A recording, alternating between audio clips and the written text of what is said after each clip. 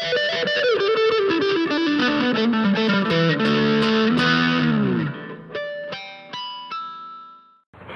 right, hey y'all, yeah, hey y'all.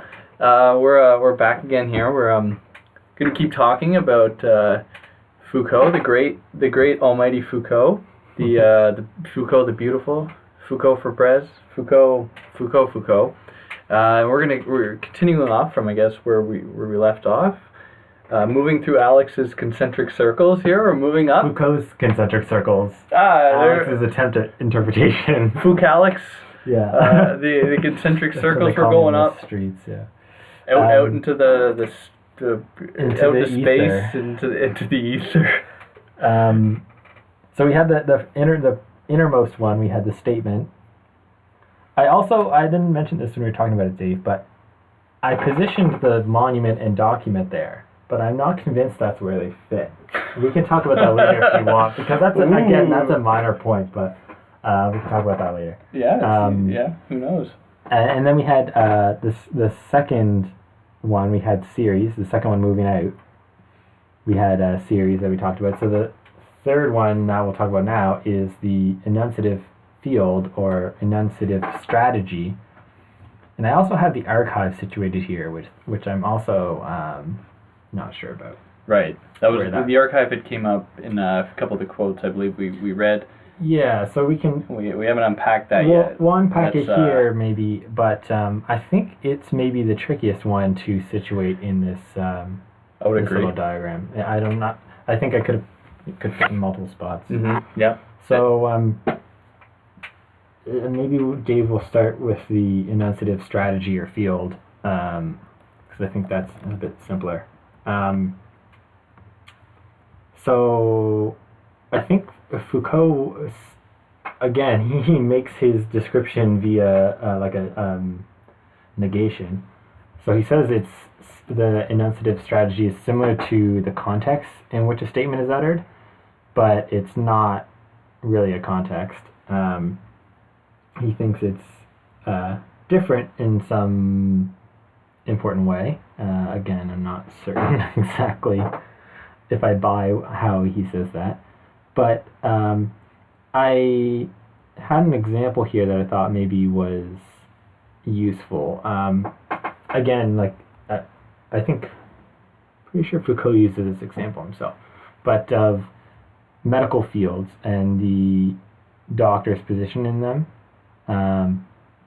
So the statement that the doctor makes, so maybe a prognosis. Yeah. Is situated in various institutional and discursive relations. So, to education, the doctor is the one with the education about medicine, to the laws about medical practice, the laws about or regulating public health, all those different discourses and fields that overlap in the particular position that the doctor finds themselves making that statement. Yeah. Right? So the enunciative field is that confluence or that overlap, that space where the overlap happens and the statement is uttered. So it's, again, I think Foucault distinguishing it from context admits that it's similar to context, but is distinguished in some way. And to put it in perspective in this way, the enunciative domain, in his words, refers neither to an individual subject, nor to some kind of collective consciousness, nor to a transcendental subjectivity, but it is described as an anonymous field whose configuration defines the possible position of speaking subjects, in that it, in some sense, allows or creates the domain for which certain... here's a question. Does the statement arise from the enunciative domain, or is it vice versa, or can the statement only exist? No, it would only have to work that one way, so the statement would have to come out of that. I think how Foucault would maybe say it is the enunciative field conditions the possibility of the statement. Or Yeah. I mean, its name, enunciation, right? What is sayable is determined by the field in which it is said. Yeah. And so the doctor operating in 17th or 18th century medical enunciative field cannot make a statement that says your black bile is low, which is a classical, Greek medical prognosis or diagnosis. Yeah. Right?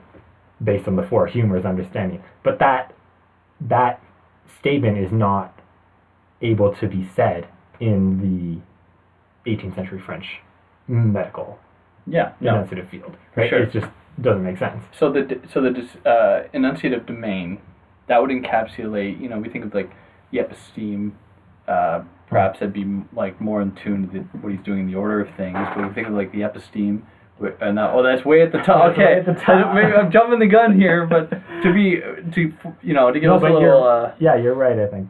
A little peek as to what we'll get to later, but the enunciative domain is kind of reserved in a sense to the epistemic relations of the time, however we consider those, from which certain statements can be uttered, but these statements can't necessarily cut across these domains. Yeah, I see it being, like the reason I have it situated where I do in our little diagram here is because I see it as a smaller, more localized field than something like the episteme or the disposition. Sure. Yeah. So like, we'll take our French doctor in the 18th century again as an example. If he goes, trying to think of a good example. If he goes down to the store after his working day, or down to the local inn/bar, and makes a statement there, or says something there to someone else, he's operating in a different enunciative field than if he makes a statement in the hospital or the clinic. Right. Yeah. Because he doesn't have all those. He doesn't have the same institutions conditioning what he can say. Right. He's not acting, or he's, I would say, still acting as a doctor. So if we imagine him as like the town doctor, he's still acting with the weight of his education and the prestige given to that profession, perhaps, but he's not making a diagnosis based on, medical understanding. Yeah. Right? If he's just having a conversation or something. So I think the enunciative field shifts much more local level than some of the other terms that we'll talk about. Yeah. For sure. Yeah. And I'm sure we will talk more about that later, in that, to what sort of validity is even given to, let's say, the physician or the doctor across these different fields, in that, it's understood that, you're a doctor, therefore you're the arbiter of health and science and knowledge, whatever that may mean. And if there is something to be said about these certain positions cutting across these more localized, these more local certainly spaces. So like I said, like the prestige given to that profession and his I don't want to use the word identity, but that's kind of the word that I'm going to use. his position, I guess, in the community as a doctor, I think that, just in this little thought experiment, is shifts much less than some of the other conditions of the enunciative field. Right. But perhaps he goes into the city, goes into Paris on, a long weekend or something, and there he is not known to be a doctor. He's just known as, a somewhat well-to-do professional from the county. Right. Or something like that, right? So then if he's able to make a statement at some point or do something that is a statement, in those conditions, he's no longer operating in the enunciative field in which the medical profession is a part. Right. Right? Exactly. So I think it really is able to shift more than some of the other terms like episteme. So maybe we should talk about the archive a little bit. Yeah. Try to. Absolutely. So I have it, like I said, positioned at the same spot as the enunciative field. So we'll maybe just go through a little bit of a definition here. Foucault says on page 129, quote, "The archive is first the law of what can be said, the system that governs the appearance of statements as unique events. It also groups things together, giving history... the system that governs the appearance of statements as unique events." This is actually my own thought. It groups things together, and he characterizes it as giving history depth. So one possible critique of Foucault's idea of discourse is that the importance and movement of history that traditional history allowed, right? The movement from, no freedom to absolute freedom and the, self-consciousness of spirit, etc. The criticism of Foucault is that he takes that dynamic movement and flattens it out so that all that history is a collection of statements connected in various ways in different series, and you can use those series to see a discourse and how discourse overlaps with another discourse, and et cetera, but it just gives us a field in which nothing appears more significant than anything else. Right. That's the criticism. What Foucault sees the archive as doing is that it gives history some amount of depth where it might have been lost, or the critics of him would say it was lost. So he says the archive has the function of making discursive events look like stars, and I really like this image, where some are foregrounded, some are backgrounded, right? There's some that appear closer to us, more significant, more interconnected maybe. It has the effect of, or I guess maybe archaeological history never has that problem or never has that state of just being a flat collection of statements. So the archive is that way or reason that history doesn't appear as just a flat collection of things. Right. Does that make sense? Might extend that analogy to the stars a little further. Let's say we were to consider constellations. Constellations are a thing that in some way... Did you have that already? No, I didn't. I like that a lot, though. Instead of just looking at the stars as being stars and that they don't necessarily represent anything other than their starness, how some specifically belong to a certain constellation, and in that they represent or are packed within them, and we can think of them as statements, stars as statements, as in the enunciative whole, or the archive as being that which, in his words here, the archive defines at the outset the system of its enunciability, or the constellation in itself, in which the star can omit its starness. The archive positions stars as some closer, some further away, thereby allowing us to see constellations. Sure, yeah. And like the same star could be in one position in one constellation, and we could just as easily make a different constellation with that star in it. Right. In a different position. Yeah, absolutely. And because I guess we could get hung up on the star thing for a while, but stars can certainly lend themselves to interpretation, and that looking at them, they serve no immediate pattern. Of course, there's meaning associated with them that we sort of attach to them, but because of them, their ambiguity, where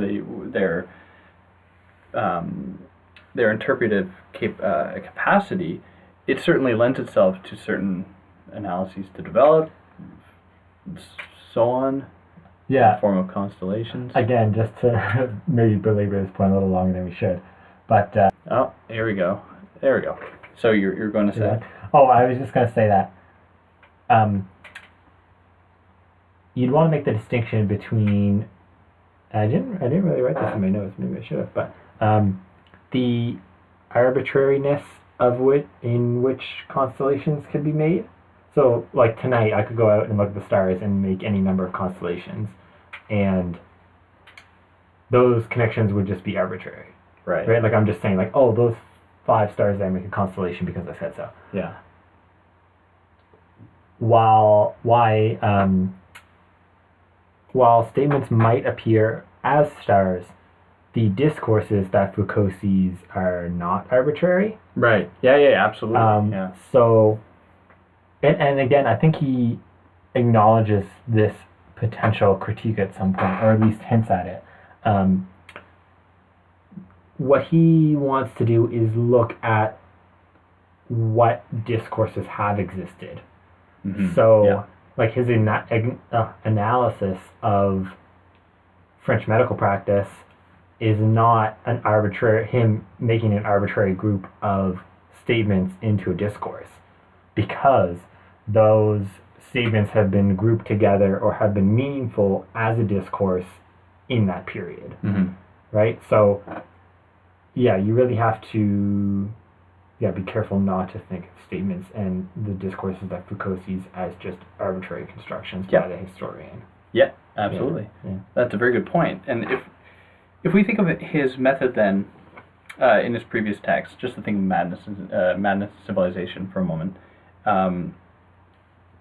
he's putting this analysis to test the sort, and we've already said that in this book, the Archaeology, he is kind of retroactively undoing what he did a little bit, suggesting that there were shortcomings to his project. Sure, like obviously. Yeah, I don't know if I think undoing is probably the wrong word, but yeah, your point's right. But when he states this on page 137, he says that the history of ideas, then, is the discipline of beginnings and ends, the description of obscure continuities and returns, the reconstitution of developments in the linear form of history. And my question is to you, how when analyzing, or to look after what comes after this text in the form of the prison, or sexuality maybe would be a better example, how is he different? Because it certainly seems that he's tracing a history. Yeah. It's just another history. Yeah. So where does it differ from this just read quote, where the history of ideas then is the discipline of beginnings and ends, the reconstitution of developments in the linear form of history? Yes. So there he's talking about the traditional accounts of history. I think he would say like that characterization just doesn't apply to archaeology. Yeah. Like he doesn't look at a beginning in the same way that traditional history does. Mm-hmm. Right? Where they're looking for like we said, like that primordial right the thing origin that floats above everything. That predates even the discursive realm. Right? Any origin that Foucault finds, first of all, he wouldn't want to use the word origin. No, yeah. But it would still be on the realm of the discursive. Yeah, for sure. So, what was the rest of the quote again? To read the beginning and origins. The history of ideas, then, is the discipline of beginnings and ends, the description of obscure continuities and returns, the reconstitution of developments in the linear form of history. Yeah, so the development and return, he is explaining the development of a certain discourse. Yeah.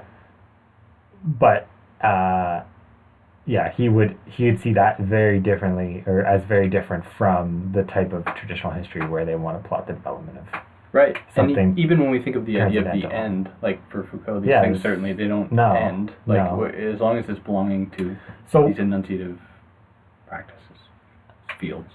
yeah, what I will say is an interesting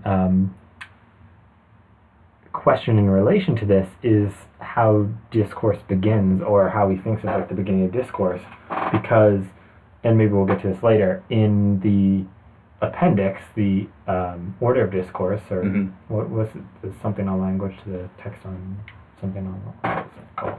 The English translation of it, discourse on language. Right. He begins that by asking, and this is written 1970, so the year after the Archaeology of Knowledge.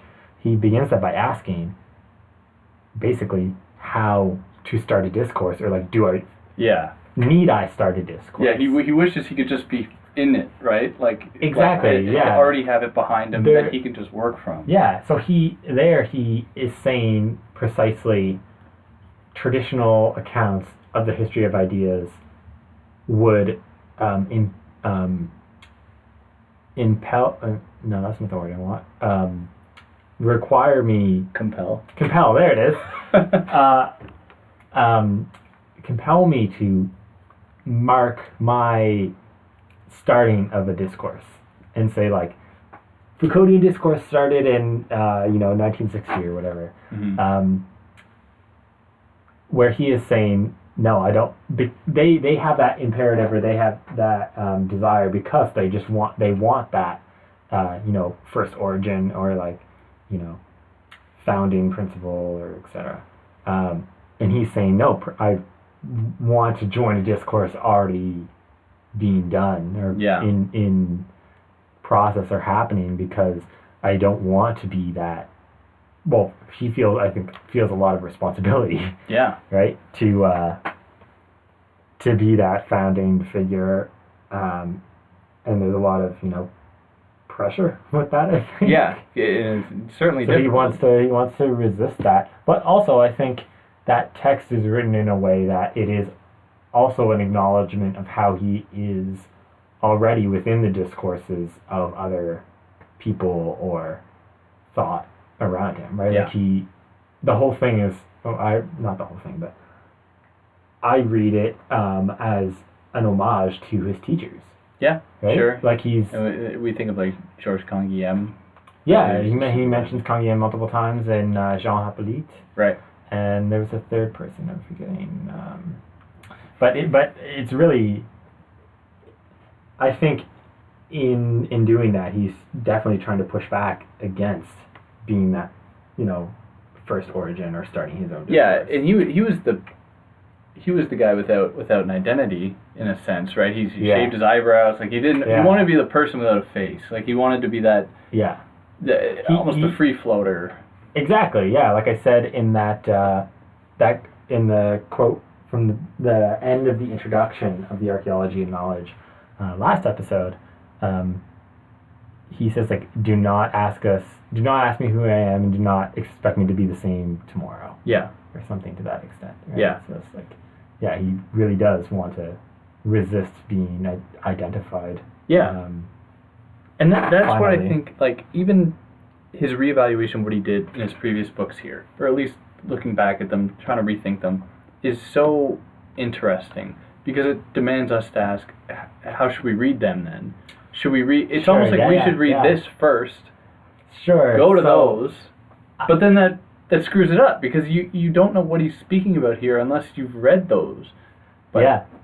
And that's exactly, again, like a point we made last time, is that those earlier texts, both, he was trying to do archaeology in those, but also he's now explaining what he was trying to do in those, but also they revealed the possibility of archaeology. Sure. In some way. So there's a weird reciprocal, or a relationship where both are necessary before either can come about. Yeah. In some way.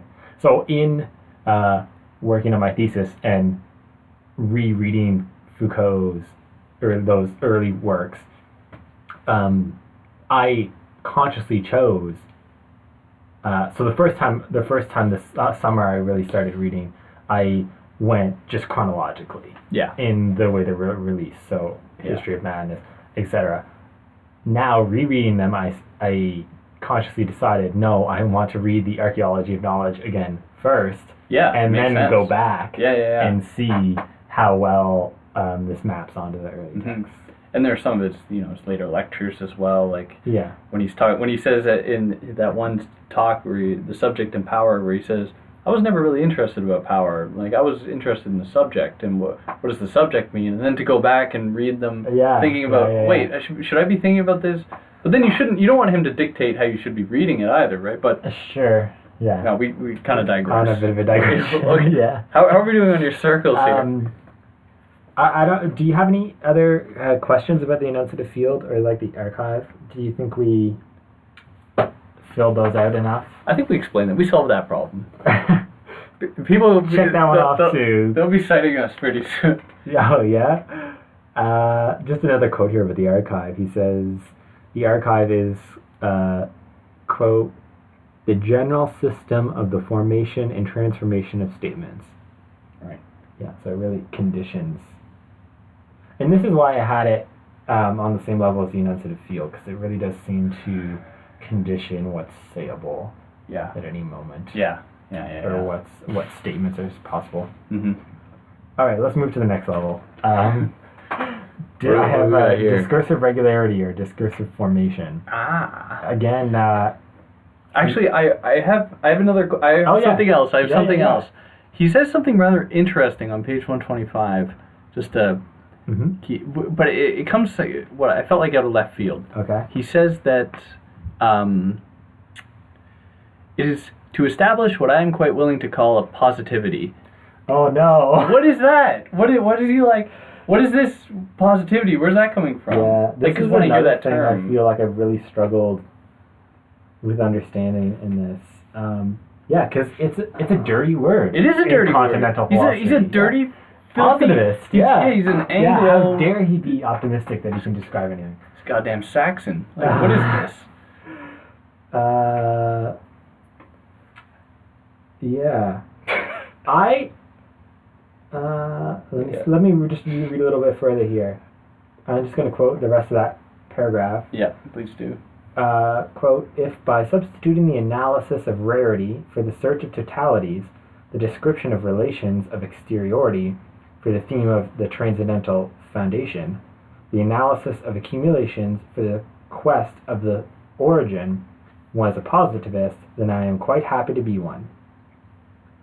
Similarly, I am not in the least unhappy about the fact that several times I've used the term positivity to designate from afar the tangled mass that I was trying to unravel. Okay, so I think that helps clear it up a little bit. By substituting the analysis of rarity for the search for totalities. So he is looking and analyzing rarity rather than the search for totalities, right? Which is what he's characterizing traditional history as doing. Yeah. Searching for totalities. The analysis of accumulations rather than the quest of the origin, right? So again, he's looking at the accumulations of discourse, how a discourse goes from being some type of fringe or small movement to having all the weight of the medical practice. Yeah. And what was the third one? No, maybe there's only the two. So I think he's just saying that, or I think that goes in part with analyzing discourse as discourse, not as a sign of something else. Yeah. Right? So, again, like maybe a little bit of background if people aren't familiar why positivist is like maybe like a dirty word. It like goes with empirical science a lot, right? Where you're just like, oh, I see something. That's a positivity. That's a thing in the world I can give a positive description of. Yeah. Right? So, I know what it means. I know where it comes from. Yeah, but it is odd. But you can see how that fits with Foucault's method, right? Where he sees discursive statements in the world Right. and says, like, I can give a description of that. I can see how that fits with other things. I can Yeah. see the relations and the connections and describe its characteristics, the characteristics that are inherent to the thing itself, Right. rather than it as a sign of something else or Yeah. prior, bigger. Because when he's doing like his kind of like his hermeneutic thing, it Yeah. is in the search of like a trace, the search of like a telos in some way. How do we think that? Yeah, says filthier word. How did we get to this point? From whence did it arise? He really loves the 18th century. Like, what came out of the 18th century? How does it shape now? Yeah. One way or other. He's not looking for a telos. Another like interesting way to think of Foucault is there's one passage in particular where he says, I don't know if this is in Archaeology or if it's somewhere else, but he says, I'm trying to give a description of the present. Yeah. Okay. History of the present. That's a good distinction to make. So that's a good he's point to not clarify. he's not looking at discourses teleologically and saying, this is how it started, this is how it developed, this is why it had to get to here. Yeah. Okay. He's saying, this is how it started, this is how it developed, and now it's here. Right? It didn't necessarily have to be the way it is. Yeah, sure. It just, we have this medical practice, and it overlaps with all these different discursive regularities and fields, and, being a doctor has a certain amount of, like I said, prestige or weight to it. Yeah. That is not necessary. Yeah. That need not be the case. Yeah. He brings up in multiple texts, I think, the difference between medical practices in Western Europe since the 18th century and the weight of being a doctor versus in like ancient Rome. Yeah. Where doctors were like mercenaries, right? Yeah. Which, where it was somewhat denigrated as being, you're doing it for the money. I guess we still have some of that, to some extent, but maybe not, maybe more so now than when Foucault was writing about, but. Could be, yeah. I'm just thinking of like plastic surgeons. Yeah. Like that, that perhaps doesn't have the, right. The weight to it. But also like the moral authority that doctors often have. Right? Yeah. Yeah. Oh, that's interesting. Yeah. So yeah. We digress. I would really caution using the word telos. Everyone take note. I am. No, I don't mean to like call you out or anything, but just it's the reason it has to be the way it is because it is now, if that makes sense. Like that's the way medical practice developed. We don't know a different development of medical practice. Like the history, that's just not the history. Yeah. So we can do an archaeology of how the medical practice developed, but it could have been totally different. In a way, like that's Nietzsche's point with the genealogy of morals, and Foucault was really developing that in multiple regions, right? Like the medical practice could have been totally different. This history of it has shown how it developed, but at every turn or every instance, it could have gone in a different direction. Yeah. And likewise with every other discourse that he analyzes, right? Sexuality in particular, right? Yeah. Not only does he show the misconceptions about how the discourse around sexuality has been regulated and worked, but also how it could have been totally different. Oh, for sure. Yeah. So I think that kind of gets us into... How are we doing for time? Are we? Oh, we're good. Okay, we're good. Yeah. Into the next term that we're going to talk about. Oh, I think I already said discursive regularity or discursive formation, but I had a couple notes on those. He characterizes discursive formations as groups of statements, but and maybe we already kind of touched on this. He says quote, there is no subtext. So again, like, it's not that a discursive formation is indicative of something like deeper or behind or concealed, and like we need to figure out what that is. It's what happens on the level of the like that's the only level. The level of the discursive is the only level that things are happening on. Right. I had another example that maybe is helpful or not. I don't know, but. Two different scientific experiments, and whether or not, or I guess maybe they demonstrate what discursive formations do. So the first is an experiment. It's called the Michelson-Morley Experiment, and I think it was like 1909. Maybe it was before that. I'm not familiar. Enlighten me. Anyways, the point of it was. They knew that light was a wave, and they were not sure how it moved through space, right? Because waves move through a medium. Yeah. Right? Like right. In water or sound or in air, right? Like there's yeah, exactly. So they were testing to see if there's an ether wind. Yeah. Right? So what they did is they bounced light like on a level, I think it was quite small. I think it could fit on a tabletop. But they bounced the light off mirrors so that it moved in multiple directions. And if light was moving through the ether, and the ether was moving in a certain direction, the light should move faster in one direction than in another. Right. Yep. Right? So if you bounce light opposite directions, and they bounce back towards your detector, one of them should reach the detector before the other. And I want to contrast that with contemporary experiments, either searching for like neutrinos or dark matter and trying to detect those.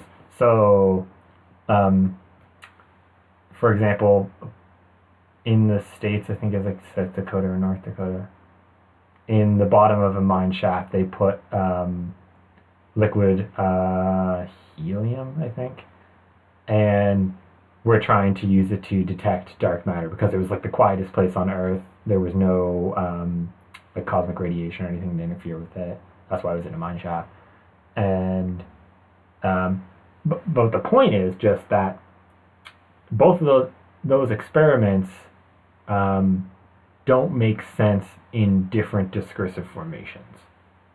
So if I'm trying to detect the ether wind in the contemporary 2018 discursive formation in Ontario, it just doesn't make sense, right? That's not, those scientific statements are not sayable. Right. Like I can go out and say them, but they're not scientific. They're not situated in a discursive formation. And likewise, searching for dark matter in 1909 or whenever the, And to put that another way, like how quickly science textbooks become obsolete, right? Just, you can't, like the DSM, like how many times has that thing changed? Yeah. There's no, these things aren't consistent, right? The enunciative planes, the enunciative formations of, like, they change, and the language used changes. Yeah, exactly. So like making a certain diagnosis using an old version of the DSM doesn't work or doesn't make sense in a newer discursive formation. Yeah. Right? Right. Does that make sense? Do you have questions about that? I feel like I didn't explain that very well. No, that makes sense to me. My computer's giving me a "should I restart now" thing. Like, no, you don't do that now. No, that. I feel like that's like maybe I say this about every one of his terms, but like trickier. Yeah, and he says something here. He says, nothing would be more false than to see in the analysis of discursive formations an attempt at totalitarian periodization, whereby from a certain moment and for a certain time, everyone would think in the same way in spite of surface differences, say the same thing through a polymorphous vocabulary, and produce a sort of great discourse that one could travel over in any direction. Because, like, when we think of Foucault, in perhaps the more vulgar way we might understand him, we have these capillary functions at play, and it would be almost too homogeneous to say, like, yeah, at this one time there was this function, or this totalitarian periodization, but that even in that enunciative formalization, or then the enunciative formation, there is in that a multitude, a plethora of different, absolutely, enunciative formations within that one. Yeah. And how do you it's so difficult to navigate that terrain and thinking about the spaces in between. Yeah, I mean, a terrible misreading of Foucault would be that he thinks that there's one discursive formation at a time, and it's akin to like a worldview or something like that, and it encompasses, or like everyone's implicated in it in some way. Yeah, but that's not the case. No, because there are people excluded, right? Sure, yeah. There are gatekeepers to particular discourses. And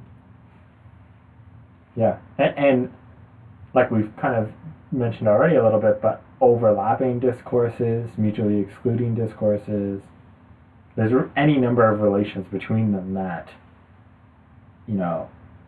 include or disclude people. Yeah, for sure. That and that's not necessarily something he takes up.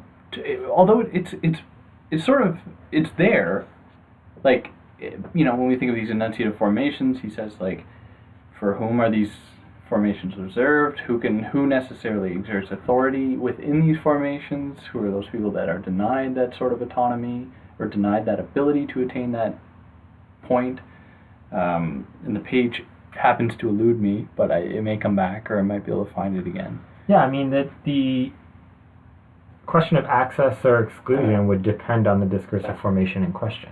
Yeah. Right? So again, like our 18th century French doctor, in order to be included in the discursive formation of being a doctor, you need to finish medical school, right? Yep. Or like, you need to have that professional certification, right? Mm-hmm. Just as now, you can think of all the different like professional organizations that people are part of or like grouped with. So like you'll see something like the American Architecture Association or something. I don't even know if that's a real association, but we can imagine it is, right?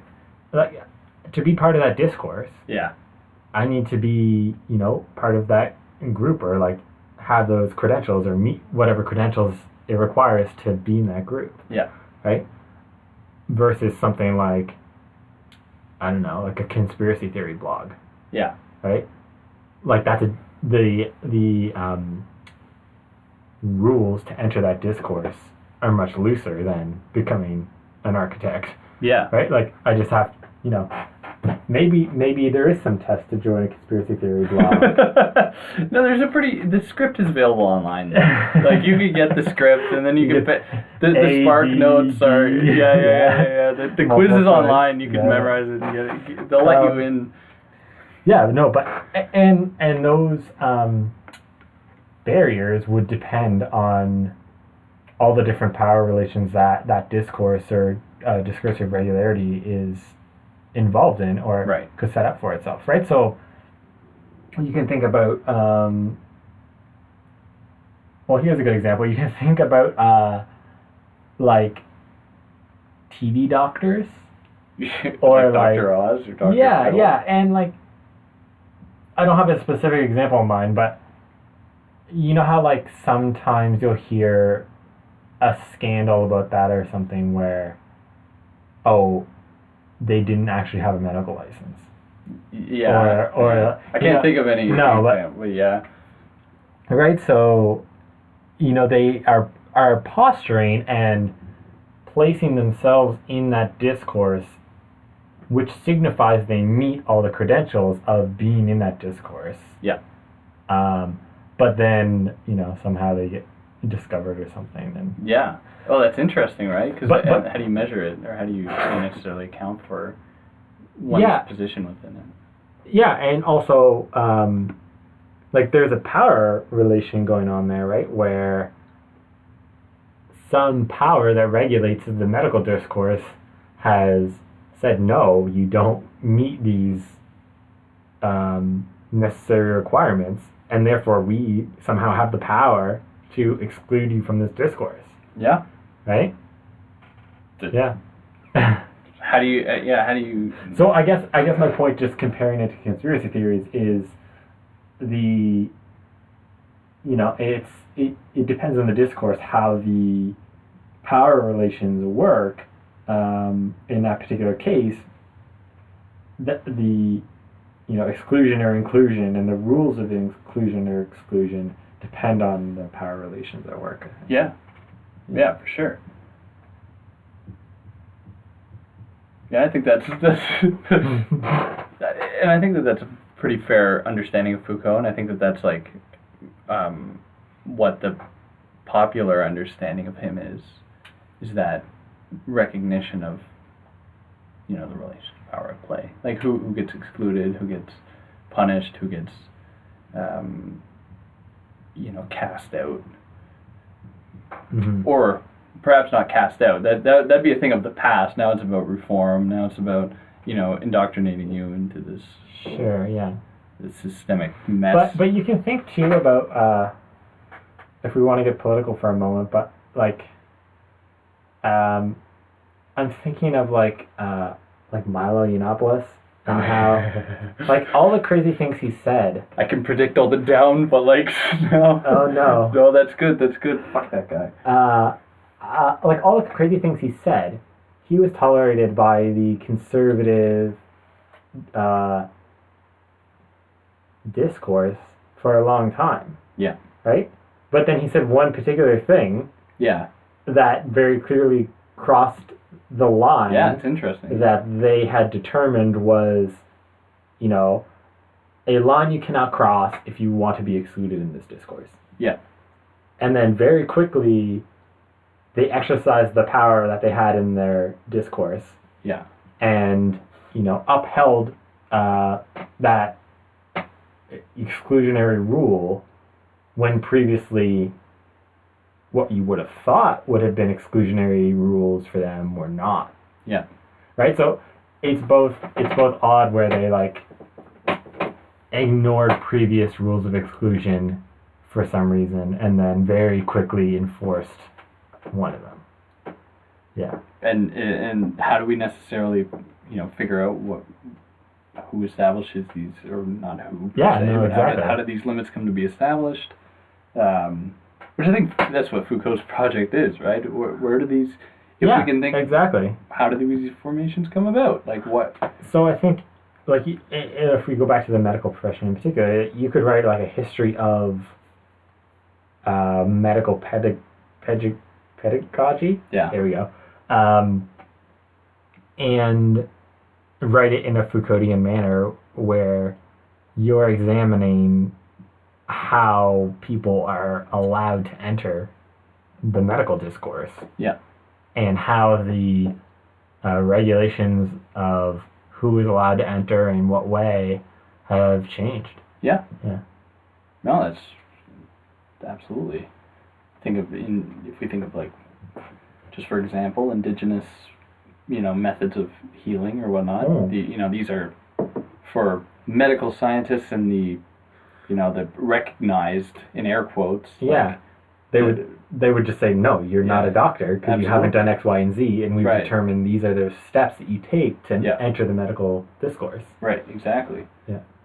Well, it's getting angry. Yeah. I mean, that particular example is like, I don't know. It's hard because you're like, you want to make sure that you don't have snake oil salesmen running around pretending to be doctors. Yeah.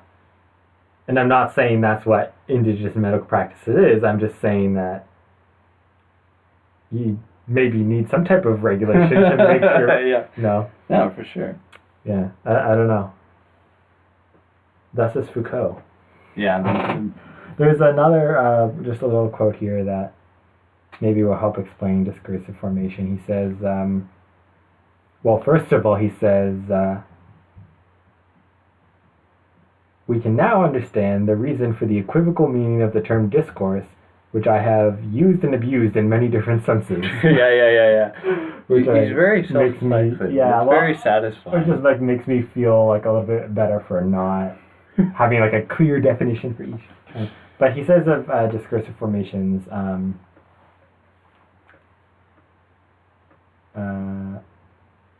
this discursive formation really is the principle of dispersion and redistribution, not of formulations, not of sentences, not of propositions, but of statements, in the sense that I've used the word. The term discourse can be defined as a group of statements that belong to a single system of formation. Right. And here we see the connecting thread. Yeah. Thus I can speak of... Thus I shall be able to speak of clinical discourse, economic discourse, the discourse of natural history, psychiatric discourse. Right. So the discourse, the unity that a discourse has is by virtue of having a rule of formation. Mm-hmm. And the things that are formed under that discourse are part of that discourse. Yeah. And archaeology is what gets at that, is what looks at that, or in his words, archaeological analysis individualizes and describes discursive formations in that it sees one as being a thing. It's a thing made up of many other things. Yeah. But it's just like, I guess he'd say like, okay, for the sake of argument, let's limit this down a little bit. We can't consider everything for now, so then, it allows him to talk about psychiatry, madness, sexuality, it's things. Yeah, again, like I said at the beginning of the last episode, and kind of like trying to outline his general project, is like I really continue to think of it as like, yeah, making discourse thick and attending to all the different levels and interconnections that are happening in discourse, rather than seeing discourse as just a signifier of a transcendental principle. Mm-hmm. So archaeological, in that it attends to the monument, attends to the principles inherent, or the characteristics inherent to the monument, the statement, rather than looking for a transcendental principle in them. Yeah.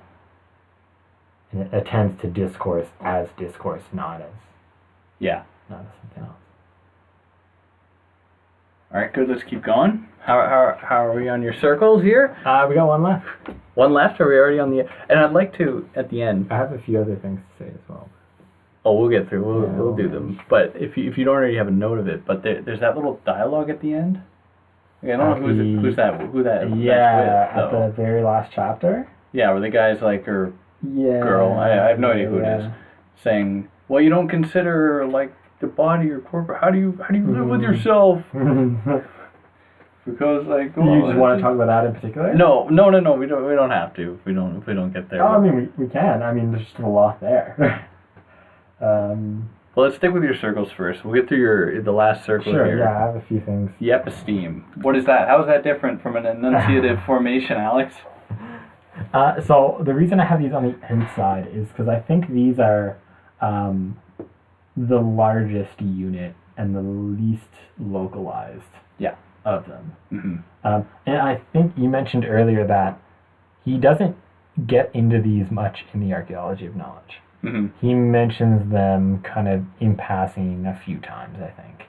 Yeah, I think that's more the order of things. Yeah. Where he's focused on the episteme. Yeah, so maybe it's a bit outside the scope of this, but just to give a general idea, I have it defined here as something like a larger scale epistemic mood or imperative that affects or conditions many discourses. So I think of it like the Enlightenment or the Renaissance. Yep. Or like Hellenism after Alexander the Great. Yep. Where the epistemic modes that different discourses use are kind of determined by the episteme, or that I think he uses dispositif in a similar way, but I think he uses that in other texts. Because I think your definition of episteme is certainly satisfactory. I don't recall if he uses dispositive here.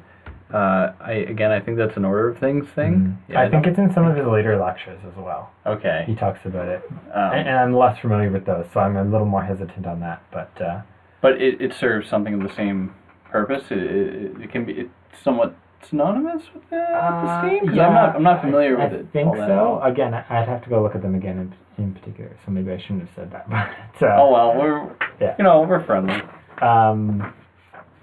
Yeah, but just like a larger order, epistemic mood.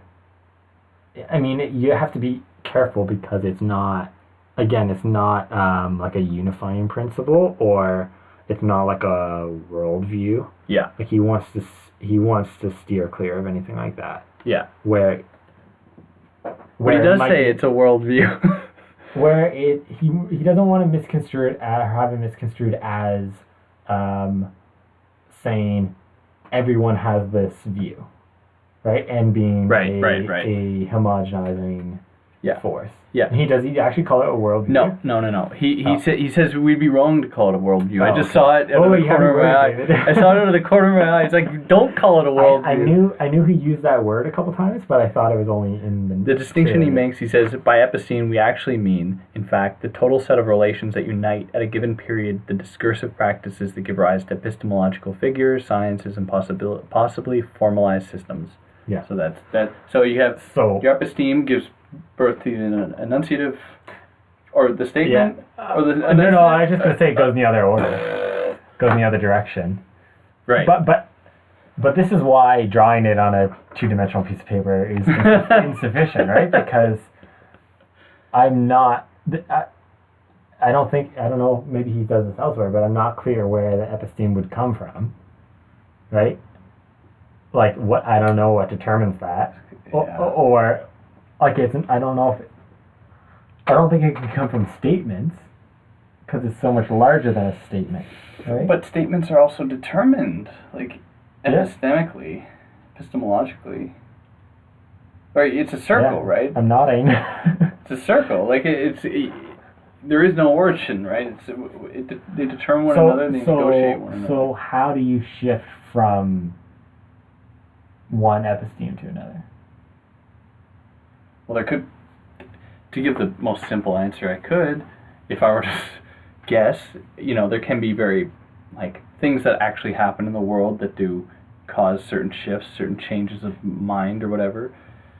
But that's too simple, right? Because how do you account for it? You have to account for it within discourse, right? Yeah. Which is not necessarily against what you just said. Like, remember, discourse is material. Mm-hmm. But, But epistemes are also given their credence retroactively, in a sense, where it's like people didn't know, we're before Christ now, for instance, or that might be too broad, but we're in the Enlightenment. How do you? I don't know. And if we do give it that status, for whom was that? We think of the Enlightenment, we think of Leonardo da Vinci and all these. What do you mean the Renaissance? The Renaissance. Yeah. We think of the Enlightenment. I don't know. We think of fucking Locke or whatever. Yeah, we're coming out of that.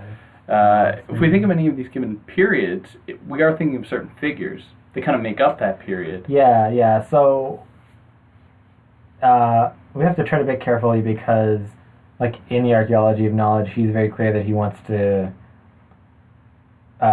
not use the categories of the traditional philosophy of ideas, history of ideas, right? Where it's like the oeuvre, the author, the corpus, I think is another one that he uses.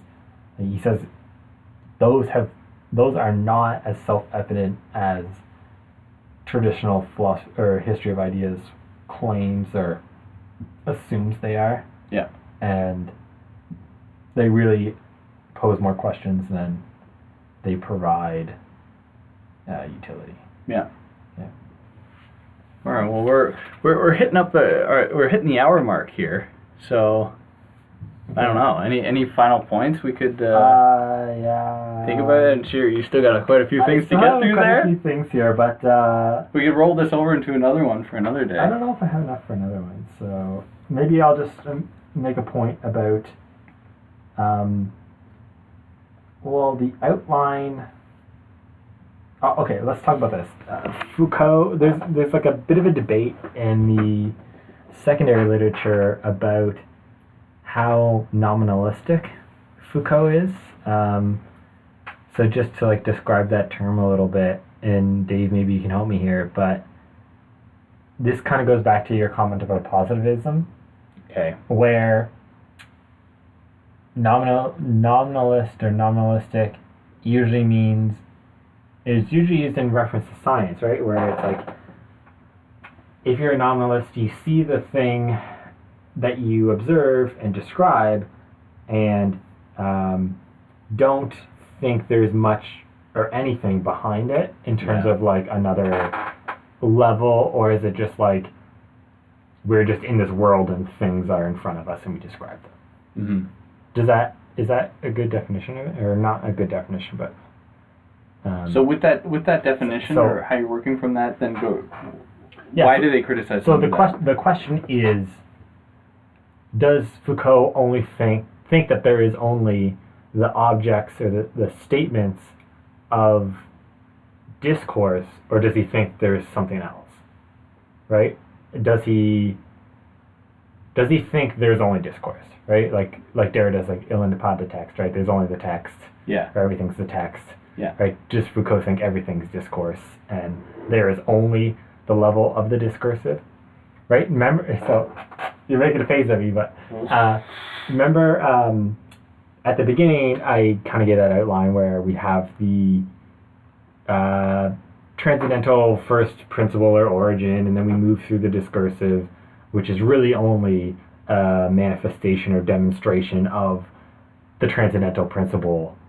So it's a movement through the discursive, but it's a return to the right, or the ahistorical first principle.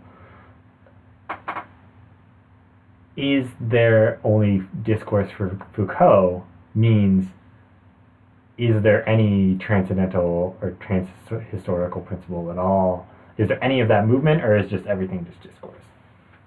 So, just from the reading I've done, it seems like there are comments that he makes that could point in either direction, really.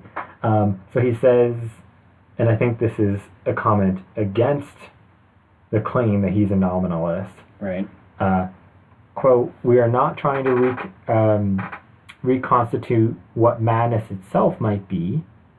Such a history of the referent is no doubt possible, and I have no wish at the outset to exclude any effort to uncover and free these pre-discursive experiences from the text." So there it seems like a discussion of what is pre-discursive is possible in Foucault's view, right? Or there's something. Again, you have to be careful because some of this is like against Foucault's spirit in a lot of places, right? Yeah, but he had a pretty malleable spirit. You're right. He didn't have one face. You're right. So, like he says, that the pre-discursive, like there's something prior to the level of the discursive. Yeah. But you don't want to think of him that way either. No. You're like, you're the person who I know is the opposite. Yeah, exactly. It's against like much of what he says. And then he also says,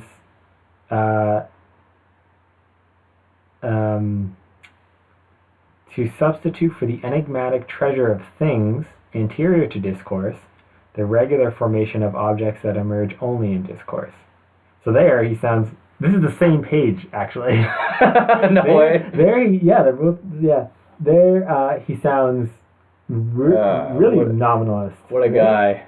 Right? So like, I don't know, maybe he's just saying that's what I'm doing, and you could go look at madness itself, whatever the heck that is, but I'm only looking at it as it appears in discourse.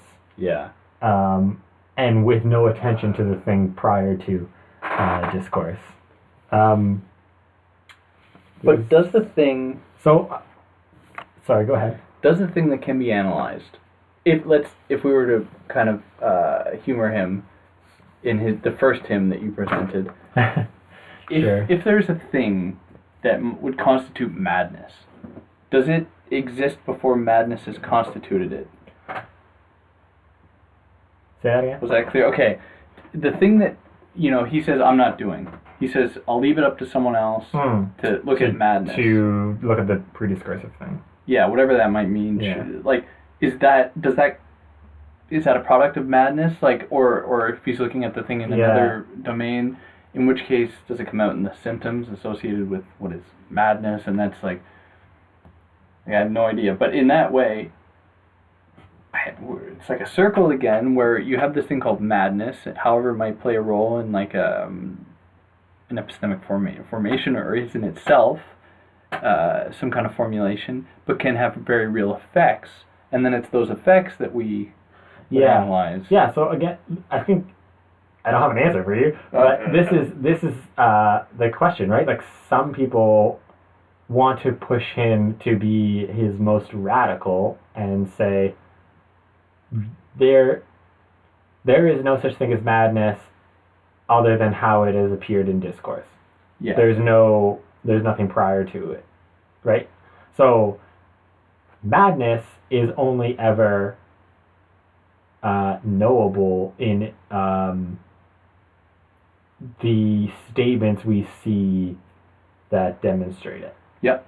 Right? Like, there's not, and I had to be very careful how I worded that, because I wanted to say the word manifest, but no, that means there's something prior to the discursive level. Yeah. Right? So it's madness is only the discourse which groups together statements which demonstrate madness. Right? It's madness would be reduced to a collection of statements. Yeah. That share some type of characteristics. And so more radical people want to say that is the case. There's only the discursive level, and everything's this. So this is where he gets criticized for being a social or constructivist, right? Yeah. That would make him constructivist through and through. Yeah, but right? And just what you presented certainly would disturb that. But yeah.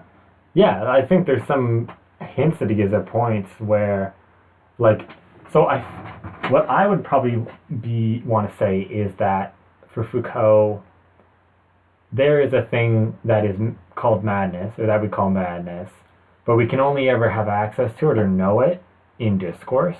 Yeah.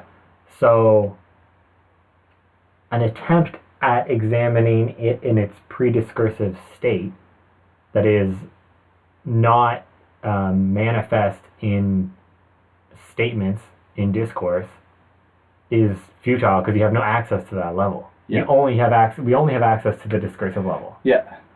So you can't. I mean, I don't even know how that task would begin for Foucault. I don't know. Another interesting topic, which again is this one where maybe it evokes more questions than answers, but is what he calls the historical a priori. Yeah. I don't know if you noticed that phrase. Oh, yeah. It's page 127. Yeah, it's a chapter title as well. Oh, was it a chapter title too? Yeah. Which is, I mean, he's a bit cheeky doing this, right? Because it's not like most other stuff. He's redefining it. Yeah. To mean not what it has meant historically. Mm-hmm. Right? So, a priori, instead of meaning before history or prior to sensory experience of the world. Universal, unchanging. Exactly, yeah. Instead, for Foucault, it means a condition of what is truth. Or a condition of truth. Truth as it is associated with, in the realm of discourse, in the realm of enunciative formations. Yes, because that's the only truth there is. Well, yeah, exactly. But you gave me that other quote there. It's throwing everything out of whack. Sorry. The Foucault I knew. So it's as a principle of discourse, it's historical because it's determined and changed by history. Yeah. But a priori because it conditions what is truth and the future production of truth. Right. So what is considered as truth changes as the historical a priori changes through history. Yeah. Right? So there's never like a capital T truth, like one truth. Yeah. Right? It's historical and changes, and therefore what's considered true changes. Yeah. So, like I said, it relies on a somewhat different understanding of a priori than what it seems to have meant in the historical tradition. Yeah. And it's another move that helps him preclude the possibility of a transcendental truth, capital T truth. Yeah. And he says it quite. He says of a priori quite humoristically. He says an a priori. The reason for using this rather barbarous term is that this a priori must take account of statements in their dispersion and all the flaws opened up by their non-coherence, by their overlapping and mutual replacement, which he places the a priori in relation to, or the historical a priori in relation to positivity, which we already laid out. He says, thus positivity plays the role of what might be called a historical a priori, being that, allowing for that analysis or, thinking of truth in that context or in that enunciative formation or in that space, which, as we already talked about that other barbarous term, the positivity, the filthy term. I guess maybe I had one more thing to say, and now I've forgotten it. What was it?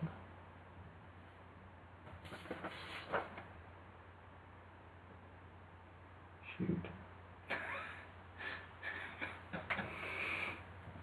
It's gone. Oh no. It was going to be something good to end on, but... Oh no, I ruined it. No, you didn't. I can't remember what it was. Was it about the a priori? Was it about the debate thing at the end? Was it about... Oh, it was about the debate thing at the end. It's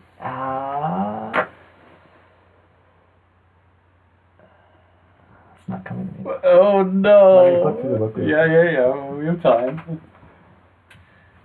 It was one of the critiques at the end here. I want to pause it. Okay. You got it? I remember it now, yeah. So, it was, Dave, you mentioned this dialogue that he sets up in the conclusion where his interlocutor provides some critiques that Foucault foresees of this. And I think one of the most, I think it's the first, no, it's not the first one, it's the second one. He ends it by saying, are you sure you're not practicing a theoretical metathesis? Which I think is like his claim against, all of that traditional philosophy or history of ideas and traditional regular history, where they're looking for that origin and, trying to create a dialectic where they reconstitute history as one development and make a homogeneous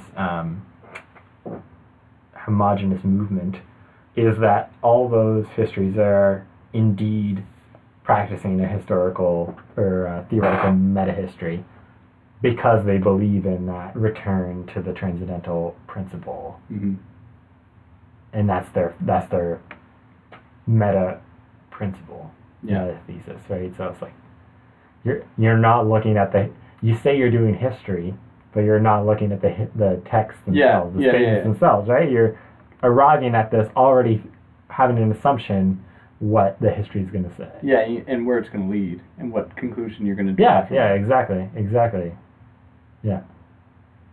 No, that's a good. That's a good I place to end on. I thought it just like summed up his critique succinctly. Yeah, no, that's good. For anyone who actually listened this far, congratulations.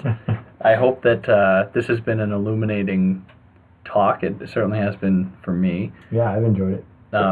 But like we said in the last video, if you got any beef to pick with us or you want to add something, you know how to do it. YouTube is very... There's a lot to add. Yeah, there's a lot to add for sure.